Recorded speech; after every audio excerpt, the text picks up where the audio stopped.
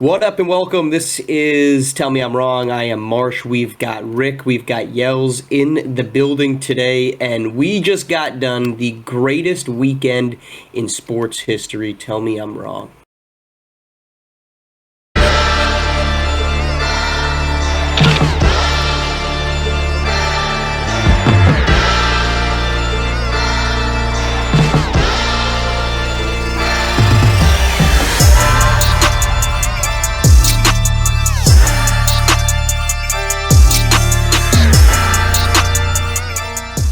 The greatest weekend in sports history.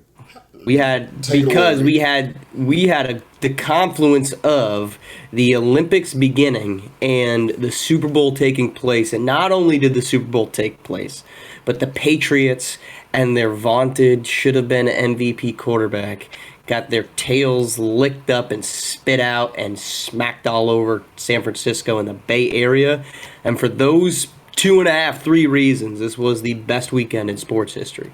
Maybe not. Before he even jumps in there, Rick, he did say they got their tails licked up and spit out. He started with that. It's stupid. I don't know how I do it. I have this innate gift to say stuff really stupidly.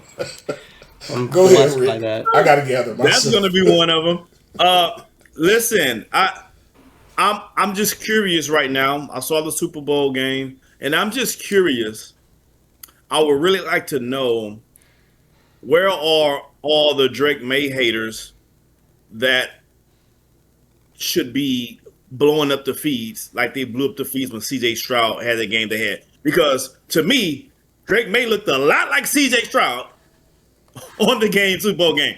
He had one less turnover. He had one less turnover than CJ Stroud did in his last game. He looked a lot throwing errant passes. He didn't have a running game. CJ Stroud didn't have a running game. His offensive line couldn't block. CJ offensive line couldn't block. He had all his receivers. Whatever. And he looked absolutely terrible. Where's the sky falling for Drake May like the sky was falling for CJ Stroud? Drake May, by the way, an MVP candidate this year. CJ Stroud, MVP candidate 2 years ago. All of a sudden, CJ Stroud can no longer play the game of football, but Drake May, he's still the wonder boy. He's still the wonder kid. He looked exactly like CJ Stroud on Super Bowl Sunday. Where is the disconnect? Because I'm missing it. I want to see the feed. I don't see them. And I'm disappointed. I'm really disappointed. He's got more than coffee in that cup. I see where you're starting this. Hey, he's starting this one off early. We had a whole debate. We watched the Super Bowl game together. We're going to talk about the Super Bowl. I'm going to start with this Drake May. I give a shit who he is. I don't even know who the cat is. His name is pretty interesting, pretty cool name. Number one, he had 4 less turnovers than CJ Stroud. That's why he didn't look like CJ Stroud. Not you talking about a single game. Excuse me? We're talking about a single game. CJ Stroud had 4 turnovers in the last game. He had 3 the last. He had 1 less turnover than CJ Stroud. We got to say it right. We're going to say it now. Cool. It didn't look like CJ Stroud. Didn't look like CJ Stroud at all. He looked like he was dealing with one hell of a defense. Look, I'm gonna start there. Before you even go in. Shout out to Seahawks. I was going for the Pats. I was going for the Patriots. Really, I could care less either one. Neither one are my team, right? Rick made a really good joke. I let him keep it for how he felt about the Super Bowl and the teams. I could care, but if I had to pick a dog, I picked the Patriots in that one. But the Seahawks, shout out to them. Elite level defense looked really good. They were on Drake May's ass. That number 66 on that offensive line. Oh my God, bro, he is not good. They're gonna show the film back of how many times he got shoved into the quarterback. It was pretty rough. But it was a good game. I'm excited for Sam Darnold. What a great redemption story. I don't want to run through everything, Marsh, that you may say. I know how we end up doing that sometimes, but it was a lackluster Super Bowl to me. I'll say that. We can get to halftime. We can get to all of that. I'm not happy with the team that won, but I'm congratulatory of the fact that they did, and it's exciting that there's a redemption story there. But to say that Drake May look like CJ Stroud is like saying that It's like saying that Karl Anthony Towns is really essentially Zaza Pachulia. Like it's not. He did not play. Okay, That's a bit Marsh, much. That's Marsh, hyperbolic. go ahead. He That's lost hyperbolic. his talking privilege. That's- Marsh, That's hyperbolic. That's That a bit is. much. Zaza Pachulia was is. at least. That's That's ridiculous. Zaza Pachulia hyperbolic. was. That's not That even was close. look. I've admitted it 4 times. I'm being hyperbolic. Not even close. But what he was not CJ Stroud. It's not. It was not the same thing. He looked I better don't- than He looked better than CJ Stroud did to you.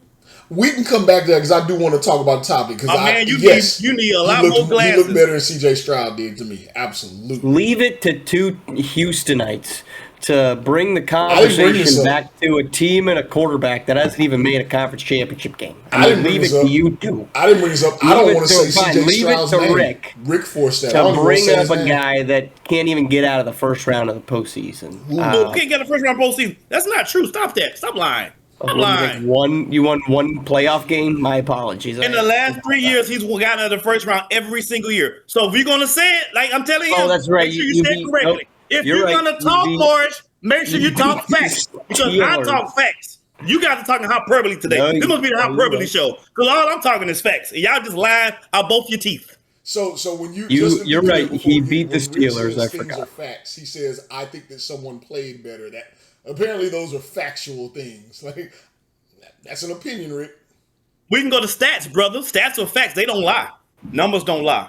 They never Well, do. the stats are that CJ Stroud lost to the Patriots, so there's that stat. But this is not a Houston, Texans redemption arc. This is the I just don't Drake May. I just don't think is that good, and I think that you're seeing a lot of people now that are starting to accept that the argument that so many people had made about that CJ Stroud's the schedule that he was playing in was dog water. I mean, it was not a tough schedule.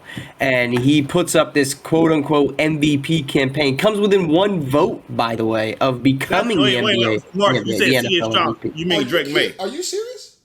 You I'm talking C.S. Drake May. Stroud, you mean Sorry, I meant Drake Yeah. May. Yeah, if I said Oh. CJ Stroud, I'm talking Drake May. Drake May was Thank one you. vote from being the MVP. He was 1 vote away from being the MVP against Matthew Stafford. Now, I was remarking this last night. I, unlike you two who have friends, had to watch it alone. So I, just talking to myself while I'm watching this game. Were you the stovetop? What's that? The stovetop? No, I did not have stovetop. However, these are the 2 stats. I had ice cream. That's what I had. I was eating good. All right, these are the stats between 2 players that were the MVP candidates in the going up against the Seattle defense. One of them both of them obviously lost. One of them threw for 374 yards, 3 touchdowns, no picks, and was sacked once. The other one at halftime threw for 48 yards and had already been sacked 3 times on his way to 7, which tied a Super Bowl record. I think it ended up 7, if not 8. Marsh, One of those guys is the Yellz MVP, one of them's not. Marsh, and let Yellz tell it. That guy who had 48 yards at halftime had a better game than. Never mind. It's just ridiculous the way these conversations are going. Go ahead, continue. Marsh. Anyway, my point here is that Drake. I just think that we're finally. Drake May was not good, and Drake May's schedule was not good. The Patriots' schedule was not good. I mean, that is indicative of. We always get infatuated with these teams that. And look, let's lump in my Jacksonville Jaguars. We can talk about them in that mix. They are terrible the year before. And certainly, it is very easy for them to stay terrible. But if you're not familiar with how the NFL schedules things, the worst team in the division the following year will play all the worst teams in the division. Yep. So the New England Patriots were playing 4-seed matchups because they were playing all the other teams that stunk it up the year before. And by the way, their division includes the New York Jets, who can't get out of their own way. So you get that team twice. And you get the Dolphins twice, who are also not very good. The Bills, they actually beat. That was a decent win. But this was a very different Bills team than Bills have passed. I just think that we finally had the proof that Drake May is not the quarterback that everyone wants him to be. That just because he wears a Patriot uniform and following in the footsteps of Tom Brady does not make him the second Tom Brady. And I would say to the inverse of that, this Seattle Seahawks defense is absolutely outstanding. And I mean, they made him look pedestrian because you can see what a good quarterback looks like when Matthew Stafford is going up against him. You win the game. You win that game. But this is what happens when a great defense plays against a middling quarterback, and that's what we got. And I'm not out on Drake May. I think he's a young man. He's only like 24 years old. He has room to go. I think his offensive coordinator, I think they failed him last night. I mean, I think on Monday night. I mean, Sunday night. Sorry. We're going on Because Monday. he's a really good runner, but they did not run him. His running ability is an elite, is not as close to elite asset for him. And they didn't take advantage of that at all. When those guys on your ass, breathing down your neck, you got to get out the pocket. And he has the ability to scramble for 25, 30 yards at a particular time. He has really good speed, especially for a while. He has really good speed. Come on. So, why do we got to do that? Why does it always got to be he's got really good speed for a white dude? Why? Or this guy can jump he has for really a white good dude. speed. Period. He's really athletic for a white dude. Come on now. He has really good speed. Period. And then you said, and then I say especially. No, see, that's it. If you want quality, it's got to go both ways. Give the white folks their athletic respect. All right. Listen, I'm giving him respect. I'm telling you that it comes with an element of, oh, I didn't know that. When I see him take off like that, it's like, oh my gosh, he's really, really athletic. So I would say in the quarterbacks now that's playing in the league currently, he's in the top tier of athletic quarterbacks right now, as far as physical athleticism, top 10 somewhere in there. As far as the white quarterbacks in the NFL right now, he's like top 2. That's what I mean. He's top 10 in all quarterbacks. And if I just concentrate that with just the white quarterbacks, he's top 2. Maybe Josh Allen might be the only better athlete than him in NFL right now.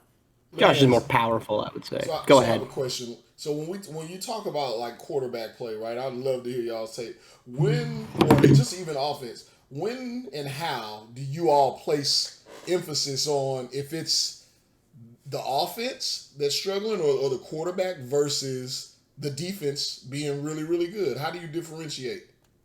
Well, I think that this one was a combination of the defense was awesome, and you have a head coach in Mike McDaniel who has just schemed up some of the best defenses of the last half decade in the NFL.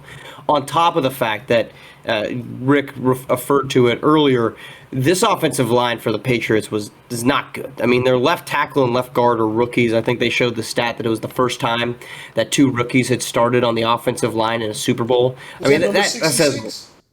Yes, 66 and 68. I mean, Will Campbell on the left side, so yeah, it was him. Yeah. The funniest part is that Will Campbell, who they drafted, he was at LSU.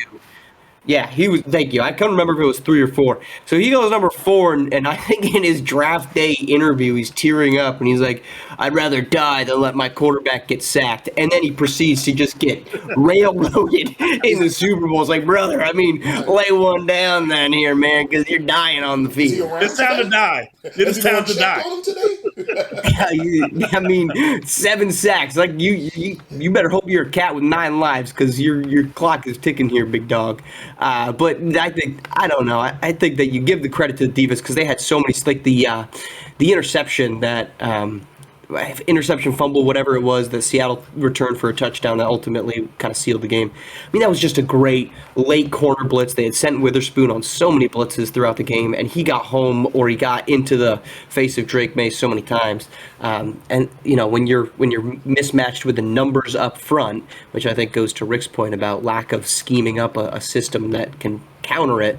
I wouldn't say, I guess, to answer your question specifically, I don't think it's one thing only, but rather a combination of things. And in this case, really dramatically differing ends of really bad offensive line play and really great defensive coordinating.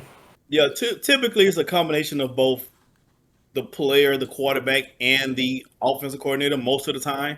Again, a lot of times you can see what's going on after halftime, whether there's an adjustments or not. And usually I always put that a lot of times on the offensive coordinator because it's their job to go in and make adjustments, see what's working, see what's not working. And it didn't look like they made any adjustments in the second half. Like they just went to I would have told my quarterback, you look at your first and second read. Most of the time you only got time for one read anyway. Take your one read, and after that one read, either dump it off to the halfback, check it down, or take off running. He can actually run really well. He should have had probably close to 100 yards rushing that game because he was running for his life anyway. You might as well just run up the field. You're already running for your life. you might as well turn the corner and run upfield. And I think they didn't do a lot of adjusting with that as well. The receivers couldn't really get open. So credit the Seattle defense. They played really, really good. Their defense this year was second only to the Houston Texans. So they played really, really good defense against the team. But I think Drake May, hey, man, listen, quarterback is the most important position in probably all of sports. And it's not an easy position to learn. And with the way these defenses and defense coordinators be exotic and setting up and things, there's a lot to account for at the quarterback position. And he's really, really young, and he got his ass whooped. Sometimes you just get your ass whooped, bro, and that's what happened. To Rick's point, and I'm not ready to dive back into this CJ Stroud shit at all yet. But what I do want to say, and let me fix my volume here, because apparently I'm not gonna be able to be heard like I need to be heard. But to the CJ Stroud point, which y'all both just said about the quarterbacking, like, some of this is on the offensive coordinator, but to me, my next question is, everyone talks about Monday morning quarterbacking, right? And I've never played in the NFL at quarterback. None of us have. It's the most pressuring position in all the sports. But what you just said, Rick, I'm a football guy. Maybe I don't come across that way, but I'm a football guy. But I don't watch it habitually like you guys. The left side of that offensive line for the Patriots was weak as hell. We could go ahead and talk about throw the Texans in there for a minute. They couldn't block shit in that game either. When you see the outside of your pocket collapsing, you can't run the ball, you can't check down. At what point as a quarterback do you say, I'm not listening to this shit, I'm not listening, coach, I'm moving, stepping up in the pocket, and I'm going to take my 5 to 20 yards. I'm going to move forward. Is that not what you expect your quarterbacks to do, is to be able to make primetime, autonomous decisions? Like, he could have stepped up in the pocket at any point in time. Drake May, I'm talking about, to your point, because they couldn't run it. And all the blitzing was edge rushing. They were bringing DBs from the left and bringing them from the right. The middle was wide open all game. Why not make that decision as a quarterback? I don't know that it was as wide open as... Not wild, but he could have stepped forward. The few times that he did, he got 19, 20 yards.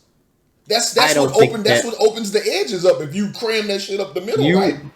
You are correct, but I don't think that. I think it's easy in retrospect to watch a quarterback and say, why don't you move forward there?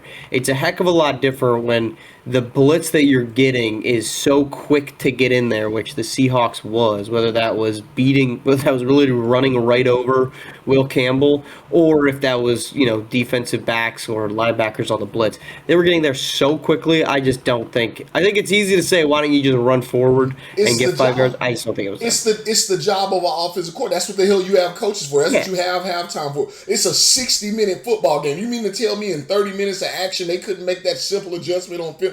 They have extra people that are just watching the film to point that shit out. I saw it. Why not just have him do that in the second half? They couldn't run the ball. Why not? I just think that defense was that good. They were. My point. I think that's it. I think that's it. Is they were just getting pressure so quickly. Your defense is, and here's the human element that we don't talk about. We know football players are tough, the whole nine.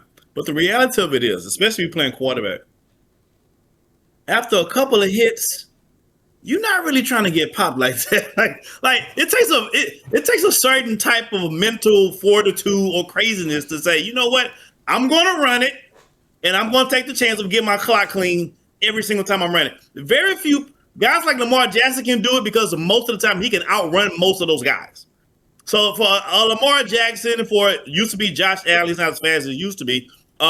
For some of those guys, or like even a Baker Mayfield, he's just gutsy. Some guys like to stick their nose in there. Bo Nix is a good example. He'll stick his nose in there. He'll try to run the guy over. He wants the contact. So for guys like that play the quarterback position, they don't mind. But just generically as a quarterback, you're not really trying to get out that pocket and get your clock clean. Because you can slide, but sometimes those hits come really, really fast, and that's going to really, really take its toll as the game goes on.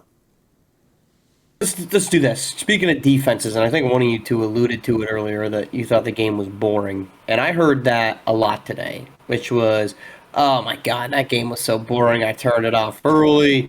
I actually was very entertained by it. And I think that I think we have fallen way too much in love with it's got to be a sick offensive game and completely out of love with when you just see a nice defense just going to work and it's just massively overpowering. Like the levels of which the Seahawks overpowered the Patriots was entertaining. And I think this notion that, oh, this game was boring because we didn't see 55 points scored by a team, I just I can't subscribe to that, I guess is my point. I don't know if you two feel different. Now, for me, Marsh, the reason why I thought the game was lackluster or boring, not because of the points scored, because I feel like New England never had a shot to get in it. I can see That's that. why it was boring to me. And when you look at other games, there's lopsided games, lopsided wins, but there's usually a number of times, moments, at least a quarter or two, you like, this team has a shot. I never felt at any point in time after halftime that New England had a legit shot. Even when they scored the touchdown, the first touchdown finally, the coach didn't even have the guts to go for a 2-point conversion. Yeah. Which means he didn't believe they had a shot either. So it was boring because I felt like I was watching a one-sided fight and I was forced to watch a one-sided fight because it was a Super Bowl. And then because it's a Super Bowl, I would prefer to have two gladiators fighting it out and at least feel like at some point the other team has a shot. This team never had a shot from the word go. There were a lot of elements that had people saying it was boring because I don't want to get in the political part of it, but I definitely want to talk about the halftime too. Because there was so much anticipation about that, and then to come out and not have it be offense. I'm right there with you, Mark. I love defense in football, basketball. I love defense, so I enjoy that part of it. But I heard somebody this morning say something that encapsulated like everything, and I've heard it once before. They were like, "Hey, did you guys watch the concert last night? Apparently, there was a football game that went on too." I think that's how people looked at it last night. A lot of people looked at it that way, possibly the year before. So, well, yeah, when Bad Bunny has more rushing yards and gets into the end zone before the Patriots, it's not a great sign. He ran all over the field. He was in his zone twice. He scored twice. Yeah, he got going. I don't have anything else on the defense. I don't need to soapbox it here and try to spend 3 minutes to convince people. Here's a hot take for me, and I think there'll be a hot take for others. I did think the halftime show felt long as hell. Did it? So perfect. Let's go to that. Usually when I watch movies or watch TV series or watch anything on TV, if it feels long, that means usually to me it's boring. Now, with that being said, I understand the halftime show and the way it was put together, and I thought the messaging that Bad Bunny and his team decided to do was 10 out of 10. The messaging that he wanted to do for his country and represent for his people and those and the coach in general, 10 out of 10. Very good messaging. He checked all the boxes and then some. A lot of hidden Easter eggs. By the way, that couple got married in real life on the show. That was a real wedding thing. So they really got married during that concert, which is really, really cool. So I think the messaging for the show was phenomenal. Even the fact that he spoke zero English the entire time. But for me, the show itself was I felt a little bit dragged on for me. But the messaging was 10 out of 10. Yellz, what were your thoughts? I think that he perfectly executed what he wanted to execute. I think artistically, he went for a very particular thing, and I think he nailed it. I think he expressed what he wanted to express. Me personally, I didn't understand any of it. Like, if I'm not, when I watch the Super Bowl, if I watch the halftime show, no matter who the artist is, I feel as if I should know the songs. And I guess maybe I just don't listen to enough Bad Bunny. I don't know who else. Maybe I was familiar with a couple of songs, but I didn't feel there was no moment of nostalgia for me. But like, oh yeah, because that generally speaking, when people do the Super Bowl, and I'm sure everybody will correct me when I'm wrong, what I recall is people having such a large catalog that you can look at their current day stuff. You can go back and look at some older stuff they've done. You can look at the collabos that they've done. You're going to find something to appreciate in it, right? Remove all that other shit. For me, like, I didn't understand. I don't, I'm not fluent in Spanish. Can I understand some stuff when it's not in song form? Hell yeah. In song form, and it's broken up like a rap. Now, I'm just vibing to it. So the vibe was good, but there was the collab wasn't there. The Lady Gaga collab was off-putting. It was weird. It didn't make sense that it was her. It made no sense. There were some other people that probably should have been in the collab, though. The Ricky Martin collaboration, if I'm not from that culture, then maybe I don't understand the significance of that collab and what song they did. It was cool to see him up there. By the way, he looks awfully different. I'm like, if you wouldn't have told me that was Ricky Martin, like, who the hell is that dude? So it wasn't everything that I love and what I'm used to from a halftime show, because it didn't have some of those traditional elements. I would say the one other thing too is somebody posted online what it looked like from the stands. That's why I say he definitely executed what he wanted to, because it was for the viewer at home and for you to encapsulate and take that in that way. But if you watch it from the stadium, you ain't see shit. You saw the top of their head and trees. And that's, I don't know. And I'm being legitimate. You should see the camera angles, Marsh. It was wild. So, I mean, I think that's probably, I think that's true for any concert that involves visual elements, not just like the Weeknd when he did his concert, and when he was Super Bowl, and he's like coming in through like all the mirrors, and he's like doing this crap, and he's going like through the fun house.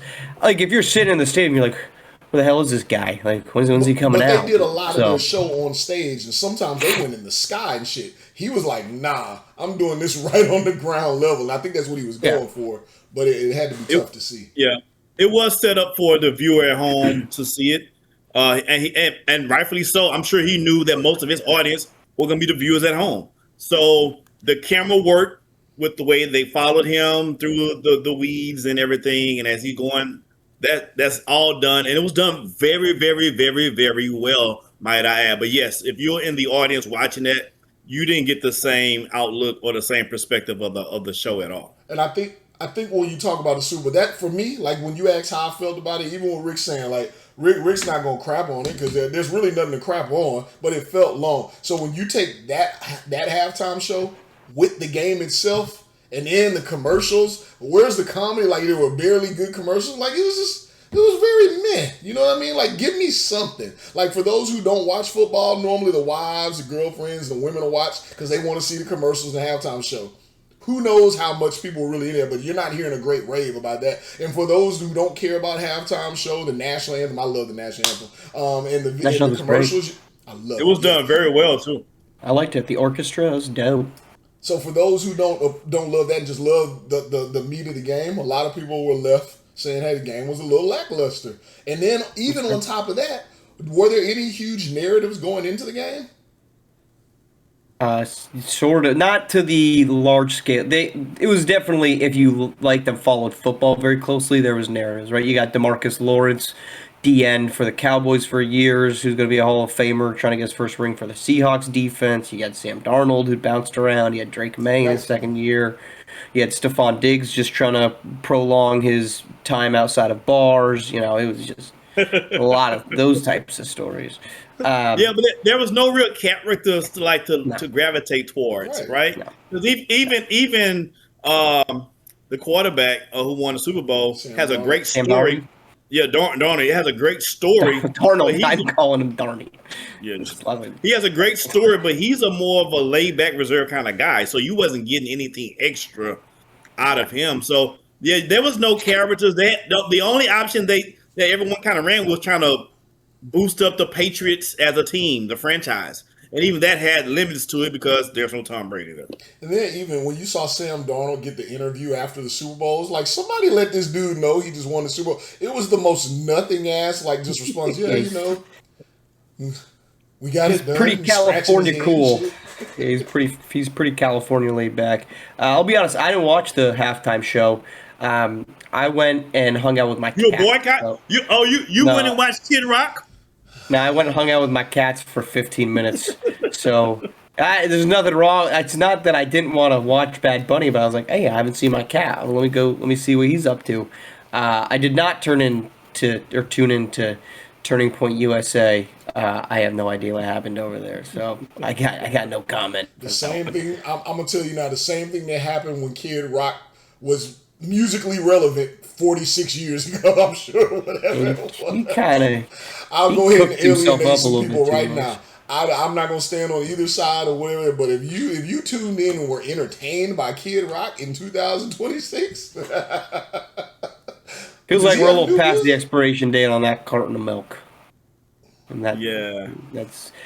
You mentioned the commercials. Can I just say, I don't think that we've had a good commercial Super Bowl in 15 years. Like, I feel like I think that's what it feels like. I don't know if that's true, but that's what I feel like, because I feel like for the last 15 years, we'll come out of the Super Bowl and it was always, oh, the halftime or the commercials during the Super Bowl are awesome. And I really feel like for the last 15 years, every single Monday, people are like, well, those commercials weren't that good. And it's like, I don't know, maybe because people are spending like $1 billion on a commercial that the commercials actually aren't that good, and they haven't been that good for, I really think, 15 years. Like, yeah, you'd get the Dorito baby monkey, what was it? The something monkey baby that Doritos did. Like, yeah, that was funny, and there was a couple good ones, but like, for the most part, these commercials, I'm saying, I think it's at least a decade, if not longer, that they're just. Marsh, let me ask you, what's your favorite all-time Super Bowl commercial then? I don't know, because I didn't grow up in an era of elite commercials. That's the problem. I can tell you mine. You have one, Rick? Yeah, clearly he does. Go ahead. That was that was a good gold, one. bro. Was that a Super Bowl commercial? Yeah, it aired on Super Bowl, and it kind of took on a life of its own, and it made it to the movie. Like, it made it to somebody's movie as a parody. I thought that was from something. I thought that was from, like, Scary Movie. Scary Movie took it from the Super Bowl. Yeah, that's how I thought it was the other way around. Because it was like a Scream thing. I haven't seen any of the Scream movies. So the Scary Movie, they do parodies of different themes. Yeah, and I know they put that. all into one movie. But the Budweiser What's Up started at the Super Bowl commercial. And then Scary Movie took it and just made their version of it. I thought that was, maybe I'm dating. That's how big that commercial, that's how much of a hit that commercial became. It was pretty big, Rick. I don't know if it was bigger. Did it smell like Up Dog in there? Was that also from a Super Bowl commercial? No. Did it smell like Up Dog? I'm not answering that dumb question. Who do you think I am? Do you think I am Michael Scott over here? Gotcha. No, I just don't think. I feel like every single time you go. I did not go to a Super Bowl party this year. Obviously, I have ever been to Super Bowl parties, and you'll go to Super Bowl parties where there's. I'm not saying that it's only women, but it's predominantly women who are there. Like, I'm just here for the commercials and the halftime show, and the commercials will be going on. They're like, oh, these commercials haven't been that good. I'm like, when was the last time the commercials were good? That's what I would like to know. Like, make the Super Bowl commercials great again. Then tell me when they were good to begin with. Because I just don't remember. Super Bowl commercials great again. But I'm this is what I'm thinking. That. Can we get that ad run? Wait, hey, let's not. Put that. Let's not get. We're gonna drop a hashtag, and we want everybody to support that. We're gonna get that going. Make Super Bowl halftime commercial. That's a long ass hashtag. It's a long hashtag. That's a long hashtag. Good luck with that. Yeah. Good luck with catching that. Hey, but my thing is, if you're at a Super Bowl party, and there's people at the party, and if you got more than 3 people at the party at a Super Bowl party. You're not really. It's probably too much chaos to be watching a commercial anyway. You got more than 3 people, and you think it's too chaotic to watch a commercial? That's a small group. They're interact. I assume everybody interacting with each other. You're not sitting there like you're in church and just being still. Like you're interacting. You're going to because like to me the commercial time. You go get your snack, you refill your drink, your beverage, or whatever the case may be. If other people are there, y'all talking, conversing, things like that. So I think if you're going to watch the commercials and you want to get you just there for the commercial? You probably need to watch it at home, in the privacy of your home, where you can kind of control your environment and you can actually watch the commercial. But at a Super Bowl party, bro, the commercials when I'm doing all my talking. I just think I don't even remember any from yesterday that stood out to me. Like the only one that stands out to me was the tight end prostate exam commercial. There should have been one that stood out. The straight up NSYNC karaoke commercial. That was stupid. Okay, that one I didn't. Commercial. So that I'm not gonna say the brand. It was a dumb commercial, and also, so I watched it with my wife, and she was indifferent about everything. I think she was playing Sims while we were watching, and and it comes on, and that came on in like the second quarter. And wait, was that NSYNC in that song, or was that was Backstreet Boys? It don't them. It was well, no, it was. Backstreet Boys because she said, why is Backstreet Boys on again? Because they were in a stupid T-Mobile commercial earlier on in the night. And it was like, yeah, but that one, honestly, it hurt my eyes. It was terrible. Yeah, it hurt my eyes. Like the blue on that screen, I was like, this is. I can't believe someone paid millions of dollars for that. It had no purpose. It was terrible. And then the close of it, like the last 3 lines, it didn't even make sense with the rest of the lyrics. Like I know that they're trying to rewrite it, like for their business, but the lyrics didn't even make sense. Like it didn't have the right number of beats to match the original. It was just dumb. So whatever business that had that commercial. Whatever business had a commercial, you epically failed. You got us to watch it. I know we don't. I don't remember. I don't remember what company it was at the end of the day. That was the classic embodiment of when you run out of budget in the middle of something. That's all that happened. That's why they had this. That was a budget. They had a budget. You think they had a budget to it? Absolutely, they had a budget. They probably wanted to land like Nick Lachey or one of them dudes from Justin Timberlake, and they wanted to do all of them. And he was like, nah, I need X amount of money. And they spent all their dollars on something. They were left with a karaoke. I believe so. I think that is an example.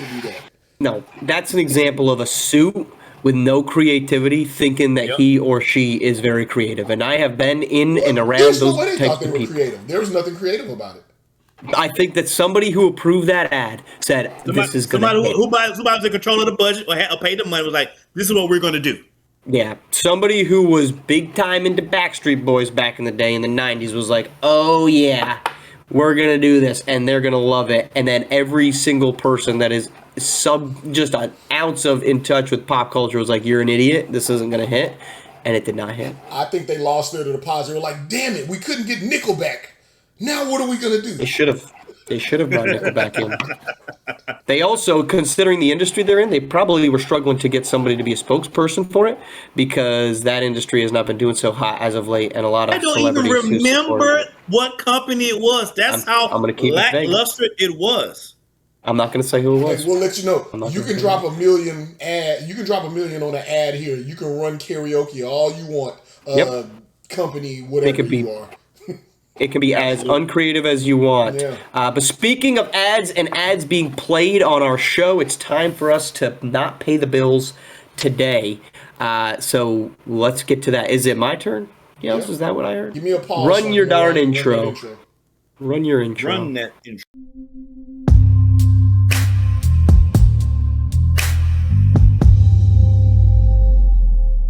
All right, so it's Winter Olympics time. It sure is. And this episode is not sponsored by Jerry's Figure Skating Leotards. I don't like the Jerry. Yes, I said figure skating. It's a real sport with extremely athletic competitors, unlike my Golden State Warriors. Moving on. Jerry's Leotards are made with high-quality, flexible fabric that supports movement, balance, and proper form, if you know what I mean. They're very streamlined, which helps you get a good look at technique, posture, and alignment. Honestly, they help you see everything just a little bit better, especially when the men are on the ice. It's not just about the look either. It's about how they feel and function. They don't bunch. They don't shift. They hold everything right in place. And I love that. Jerry's Figure Skating Leotards. Performance focused. Marsh approved. Especially on the male figure. And I do mean figure skaters. Well, Marsh. Well done. I guess this is a really good time to go into your favorite sport. Now this is the Winter Olympics. Apparently, it's the male figure skating. Apparently it is. But yes, we're done talking Super Bowl because I wanted to talk about the Olympics. I can't even talk about. I'm sure you do want to talk about the Olympics now because of that darn ad read is completely making it.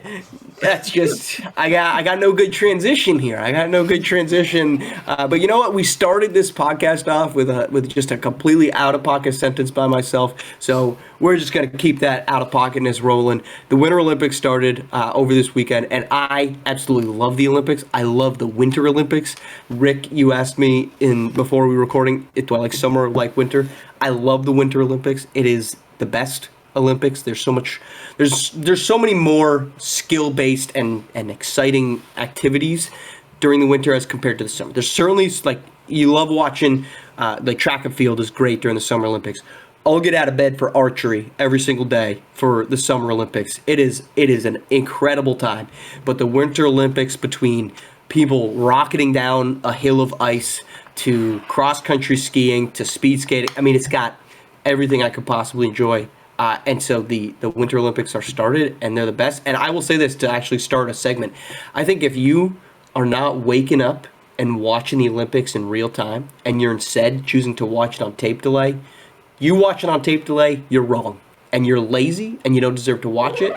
The real grinders know that I'm on Italy time. I'm on Italy time for the next 2 weeks, baby. I was on Russian time. I've been on Chinese time. I was on France time in the summer 2024. Right now, I'm on Italy time. We got 4:30 a.m. wake-up calls to watch some Olympics, and I'll do it. Good luck. Can I guess your favorite? Yeah, go ahead. Olympic event? So now Please. I want two guesses. I had two guesses. in mind, but considering the ad you just done, I'm gonna change one of mine and say your If I favorite wrote the ad. is male figure skating or curling. So curling, I'm a big fan of. Figure skating, I will turn it off. I do not care about figure skating. I think that not going to that ad. Not according to that ad is correct. My wife asked me this because she likes figure skating. She likes to watch it, and I was like, I don't want to watch it. She said, why? Because I don't know what the hell you're scoring them for, right? Like, they're all jumping in the air and doing twists and spins and whatnot on skates. I can't do any of that. So all of that to me is impressive. And then the people be like, they came out of that spin a little early. And I'm like, what are you talking about? They landed perfectly fine. Like, what is the big deal? So, like, when it is judge-based, I just can't get into it. I do like curling. I think that you only like curling. The Venn diagram between those who like curling and those who like baseball is probably a circle because they're identical to one another. I was watching it today, and somebody was like, how long does this take? And I was like, minutes. Like, each round takes quite a long time. Like, I'm leaving. I'm not watching this anymore because it takes a long time. But my favorite sport is not curling. My favorite sport is cross-country skiing, specifically the biathlon, where they have to ski like 10 kilometers, and then they have to shoot targets. They have to shoot 5 targets. One time through, they're standing up, and one time through, they're laying down, and it is badass. I didn't know that. It's awesome. You sold me. It's. I mean, I get them at 4:30 to watch it though. That's fine. You don't. Well, see, that's the problem. Is biathlon. I'm not a cross country skier. To remind folks, my height at 5'7", I don't move long, horizontal distances very quickly. Somebody taller than me would move quicker on skis. So you don't get any of like the national TV. They're going to care about figure skating and skeleton and maybe a little bit of curling if the U.S. is in it. That's been a recent kind of blow up of the curling scene if you've been paying attention to the Olympics. The biathlon, you don't get a lot of love for. And it is like you're literally sprinting on skis and they're like, stop and hit this tiny target like 50 yards away with a gun that you've been strapped to your back skiing around. It's kind of badass. It's like playing I forget the game GoldenEye. Play. GoldenEye. What's that? GoldenEye. Well, or Fortnite. Fortnite. It's like Fortnite in real life, huh? Kinda, yeah, because you care, like, and that's the impressive part because these people will just be locked in, right, and they'll be neck and neck, and then they'll get to the shooting range, and if they miss one of those shots, you got to do a penalty lap. So if you can't be a marksman while also being a speedster, you're in major trouble. And not only are these people hitting these shots, but they've got, I don't even know how big the target is. It's got to be probably that big. They're hitting it just smack dab because they have a little camera. So they're like assassins, like on Oh, Zoolander, yeah, damn whatever it. Will Ferrell was playing. Like he should have hired them. Like they are masterful, huh? Dude, That's what I hear. dude, I'll bet you if they I'm trying walked to into figure. a shooting range and a bunch of rednecks were like, I've got this gun, I've got that gun, and I bet they'd beat them no problem. That's I'm wild. trying to figure out what schmuck put those two things together, and I don't see the correlation between I shooting know. shot and skiing. His name, I his know. name was Bond, James Bond. Like only No, James Bond with I the think name. this is what it was, Rick. Besides I think Mr. 007, why I don't see the correlation between the two. You got to be professional skier and a professional shooter to do the event. I mean, kudos to the skill set, but I just don't see the natural correlation of the two. See, I see that as being purely natural. If you think back to like human evolution, back when we were hunter and gatherers, the best man or best woman would be the one that could go out into the wilderness, dead eye a buck from But they 150 wasn't on yards out. skis. Yes, racing. they In were. the Nordic They made it. areas, They they had to were. get home quick. Yeah. They had to get home quick. They weren't snowshoeing all the time, right? So you dead eye a buck from 150 yards out. Maybe you get a grizzly bear if you're feeling lucky. You strap it to your back and you ski him home. I mean, that is pure humanity right there. Survival instinct. I'm with you. I would love to see someone strap a bear to their back and ski it home. I would love to see that. That would be pretty impressive. I'll give you that one.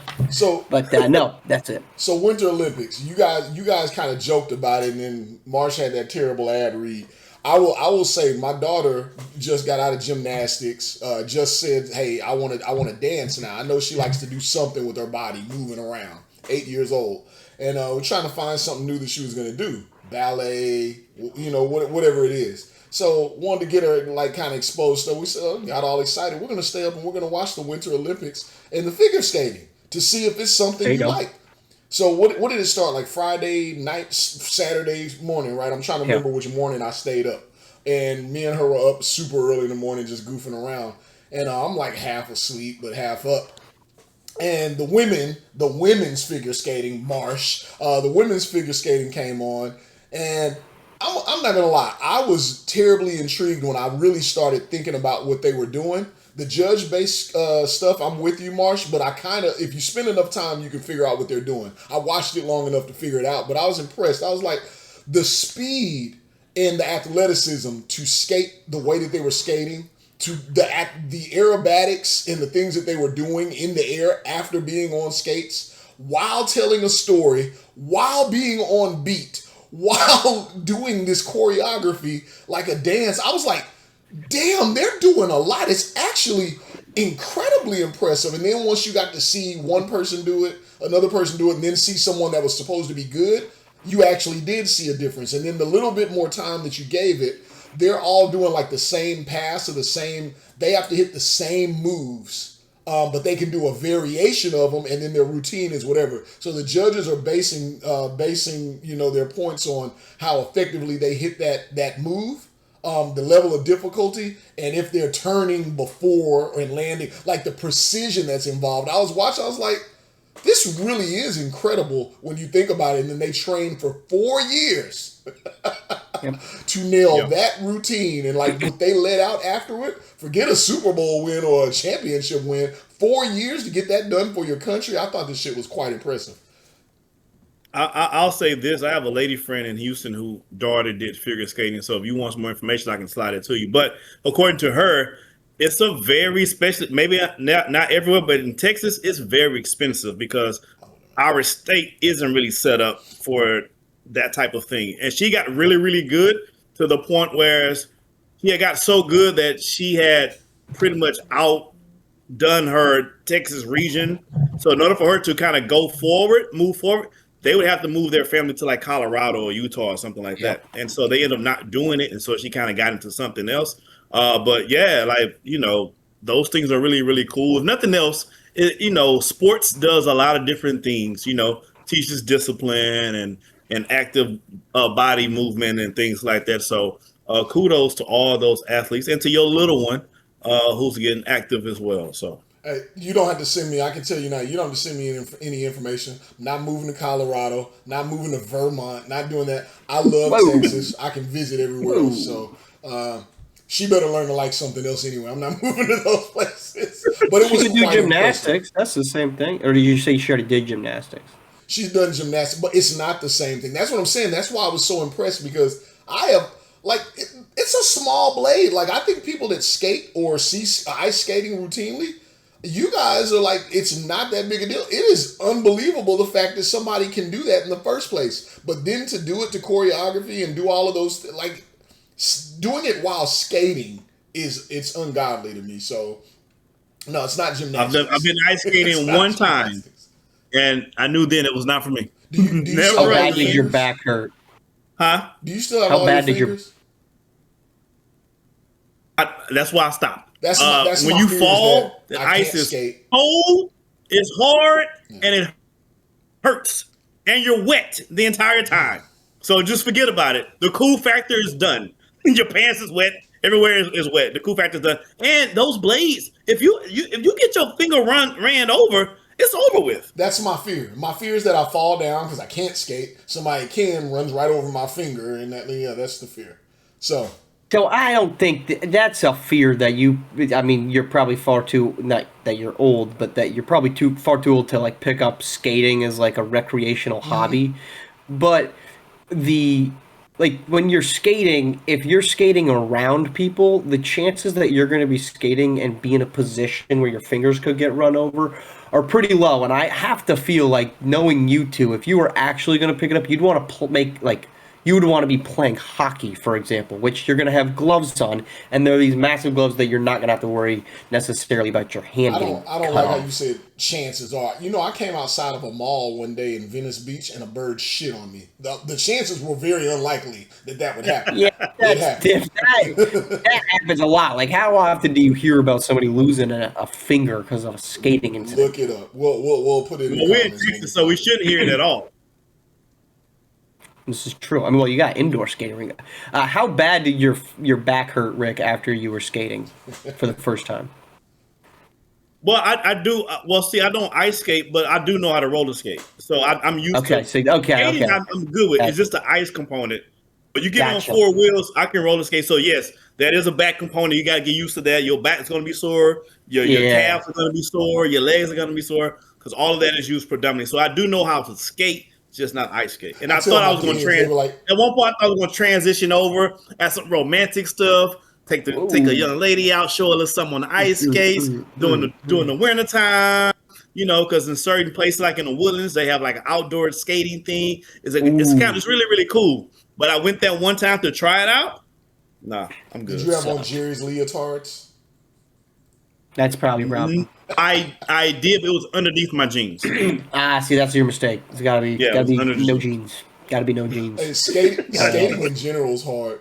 Skating in general, and the kids are like, "Let's go skating, Dad." I'm like, "Man, that hurts your knees." They're like, "Why would your knees be hurting?" Because I'm falling down. Because I'm falling down over and over.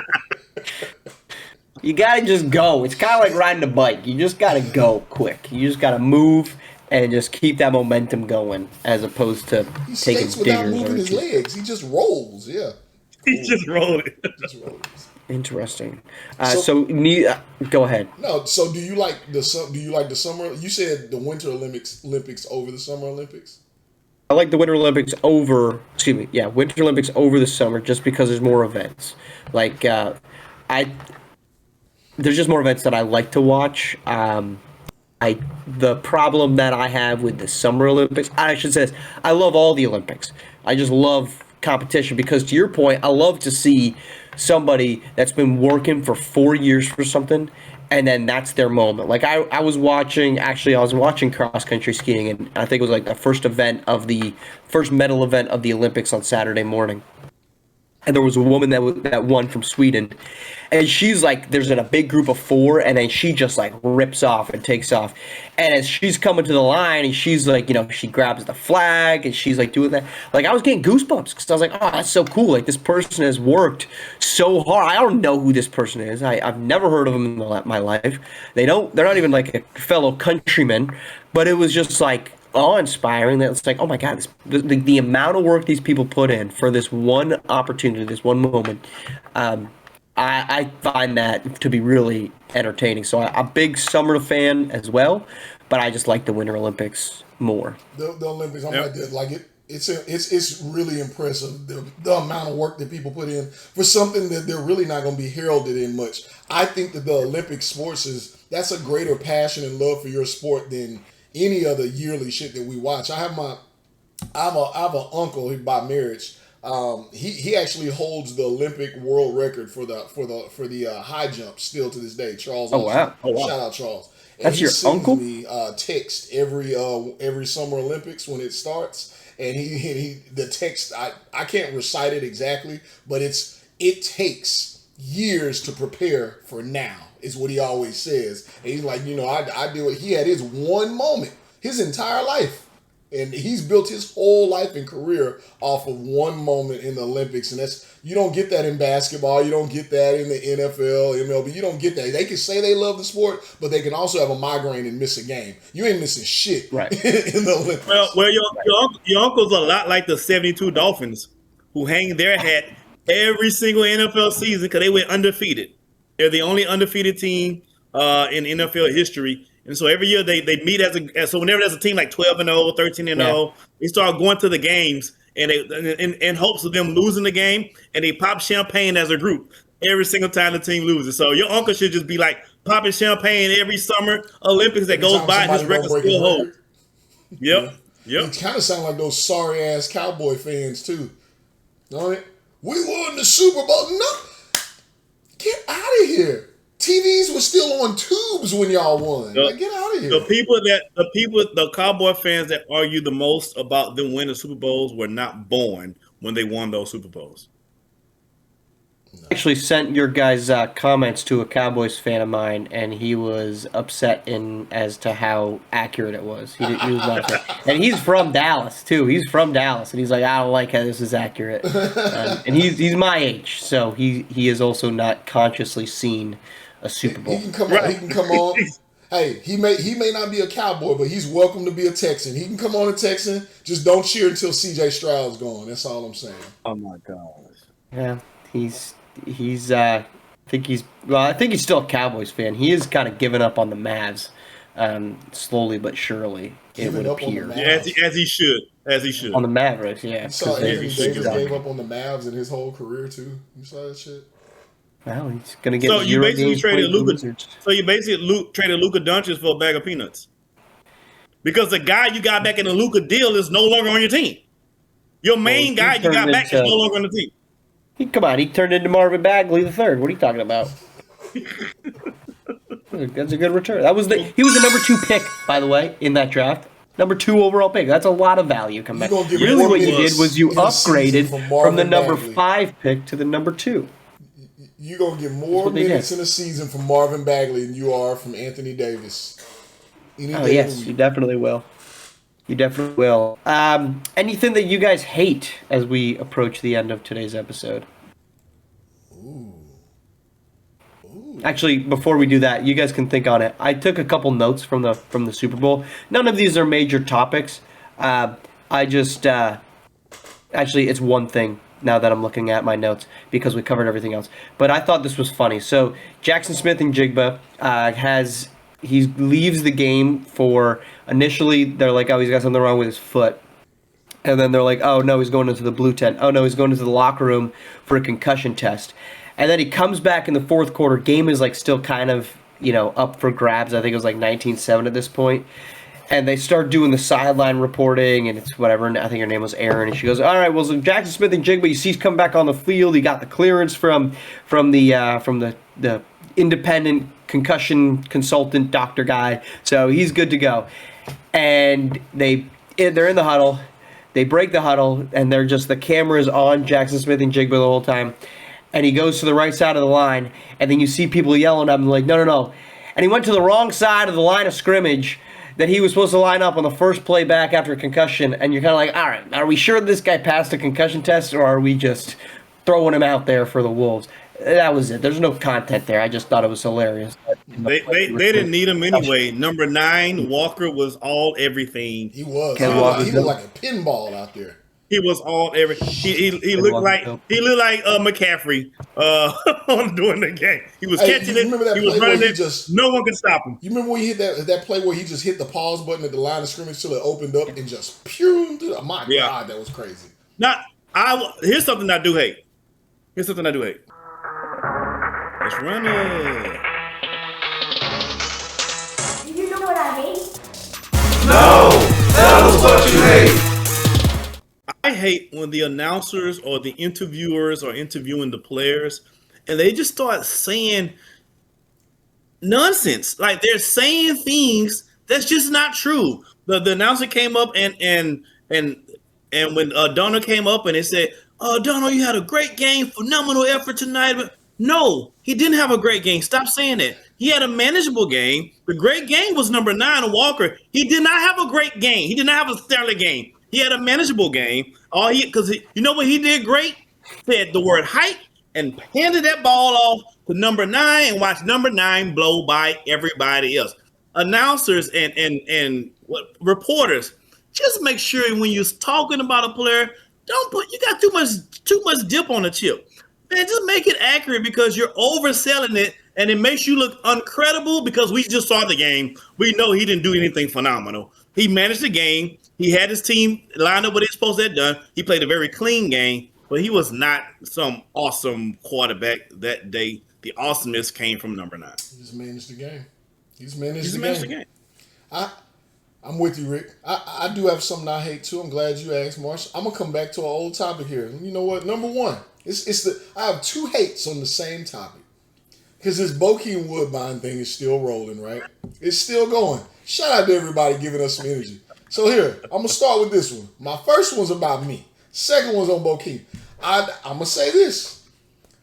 If you would like to talk about this, know that you should first assess your face. Because I can go to your profile and look at you. I can cut this. Some of your faces you can do nothing about. You should shut up. I hate it. Don't be ugly. Don't be ugly. Don't be ugly with your mouth, with your words, and don't be ugly with your face. Don't be ugly. Like, that's number 1. Number 2, they do it. It's always like Rick talked about it. They do it with the private page. Bro, I'm cold with the looking people up. And I've looked some of you suckers up. Some of you I've chose not to say anything to because you got it hard already. You got to live with all the shit that you are. I just got the hair. And it's done intentionally. Lastly, hold up. Here's what we're really doing.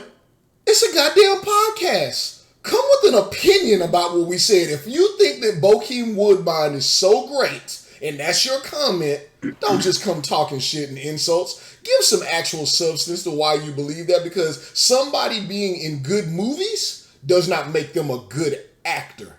You can be a good actor in a shitty movie, and you can be a shitty actor in a good movie. What I do appreciate is those people who came in and say, check them out in this movie, check them out on this show, because I do have to have a Bokeem Woodbine marathon at some point where I can catch up on and see how he's grown as an actor. But don't y'all dare tell me that he's a good actor and strapped and caught up. Like, cut the shit. Cut it out. Cut it out. And for those of you who have private pages, we see why it's private. I would have my page private too. I didn't realize Yellz, you paid so close attention to all the I do. We gotta stay active comments. on there. We appreciate everybody coming. I know that. Give us the attention. We like it. Give us some love. We'll give it right back. We will talk and play with you. Make sure y'all come on the other shows and disagree with anybody here. If you don't like figure skating leotards, or you want to stand up for the figure skating leotards with Jerry, with Marsh, do it. Do what you got to do. If you want to watch.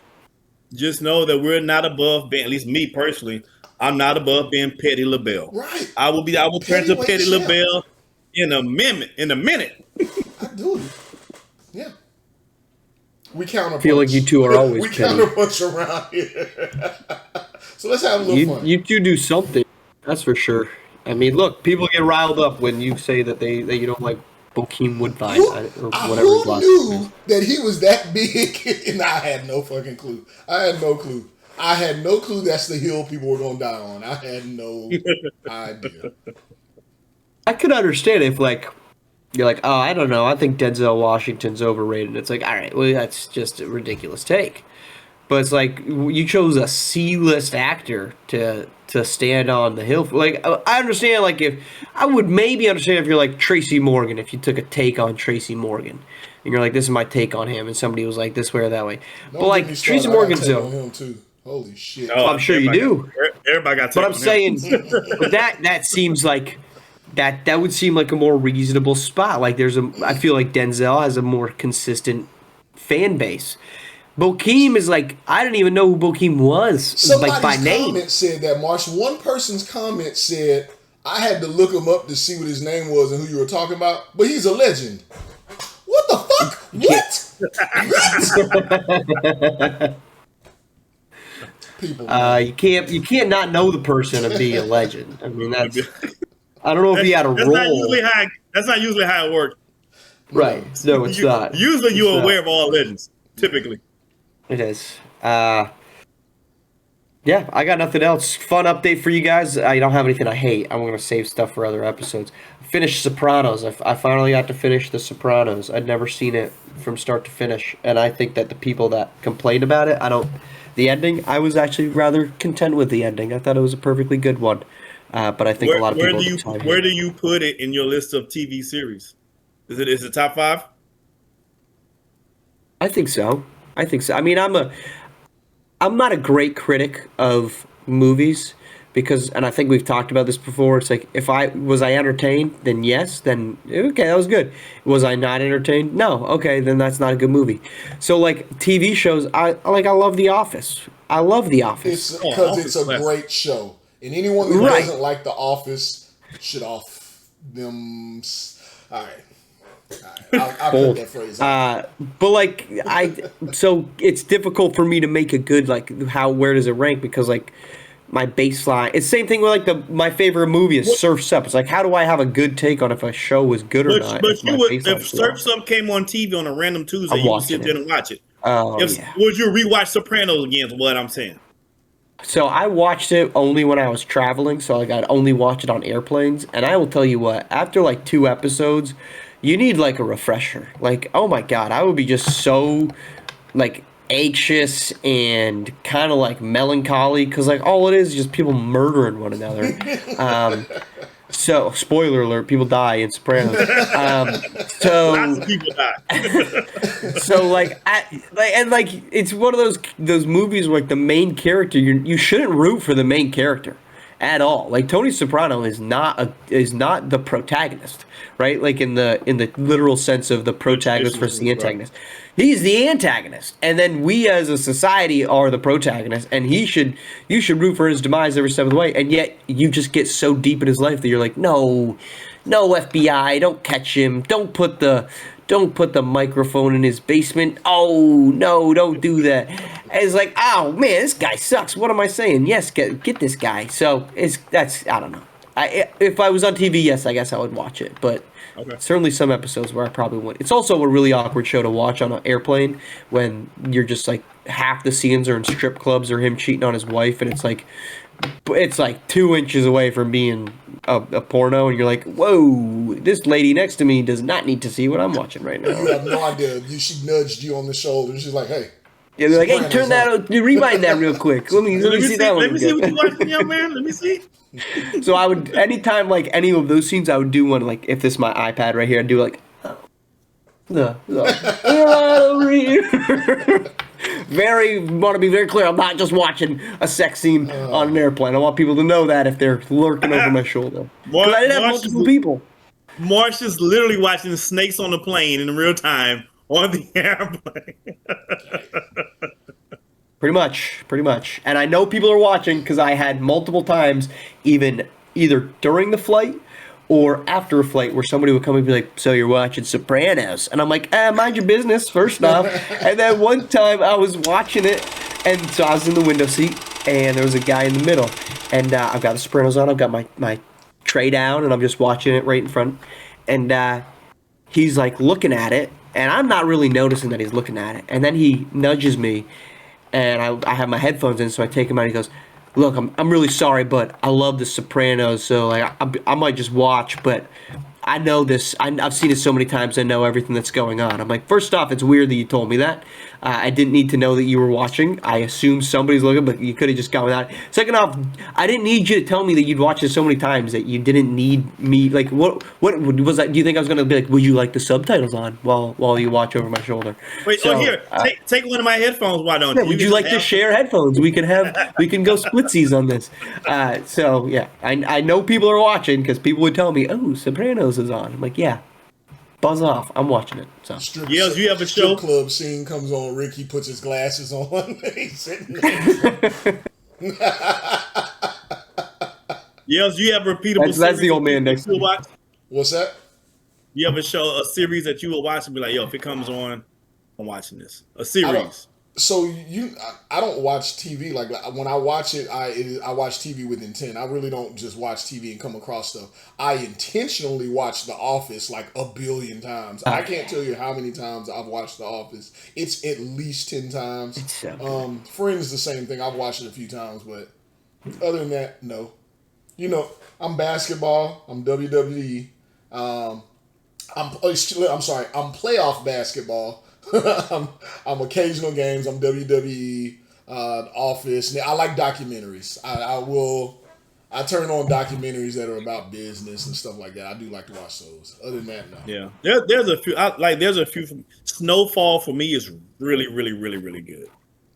I advise anyone who hasn't seen Snowfall. It's real, and I was late to the party, but Snowfall is phenomenal. Great acting. What's the premise of Snowfall?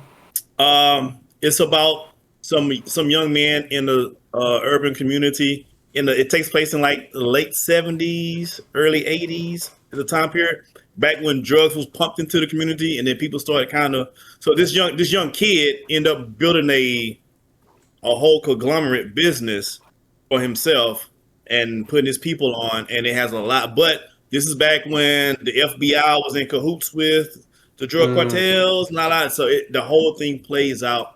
And it has what I appreciate the most about it, at the end, it has a real life type ending to it. A lot of times, especially with American made films and series, they're going to give you the glamorized American, you know what I mean? Yeah. But this has a very real ending to it, and I really, really respect it. Makes watching all of it pay off at the end, because it's like, oh, this is typically this person, this is how this would really end for real. Right. This is a really real, opposed real to like a Stranger Things ending where it's like, oh yeah, we're good, everybody's happy, even though we just killed 5 or 10 U.S. officials. Here's a hot take for me, really quick. I never got, and I'm probably gonna get crucified for this, but I never really got into Game of Thrones. It's really slow. And if you talk about watching pornos, Marsh, you definitely couldn't watch that. Oh yeah, like, no, that thing's raunchy. That's like every version of porno you can think of. That would be, and a lot of them are related to each other. So it's like an incest porno. That might be illegal in a couple states to watch Game of Thrones. Honestly, it'd be illegal, or it'd be a training video for some of our southern friends. Just kidding. I'm just kidding. Yeah, no, that one's the last season of that, I think, turned off a lot of people. The last season of Game of Thrones, but it's pretty good. It takes a little bit to get into it, but once it's going, it's really going. So I'll let you choose or not. But all right, I think we've lollygagged enough here to close this thing out. Appreciate our production man who braved the elements and went crazy-eyed with no sunglasses on, so shout out to Yellz for doing that for us if you're watching on YouTube. And then shout out to a new look Rick, new appearance over there that we glossed over for an hour and 15 minutes. I'm sure we'll know more about that. That's our show. We're back on Thursday. You can catch us on YouTube. You can catch us on Spotify. You can catch us on Apple Podcasts, 3 p.m. every Thursday. We'll talk to you next week.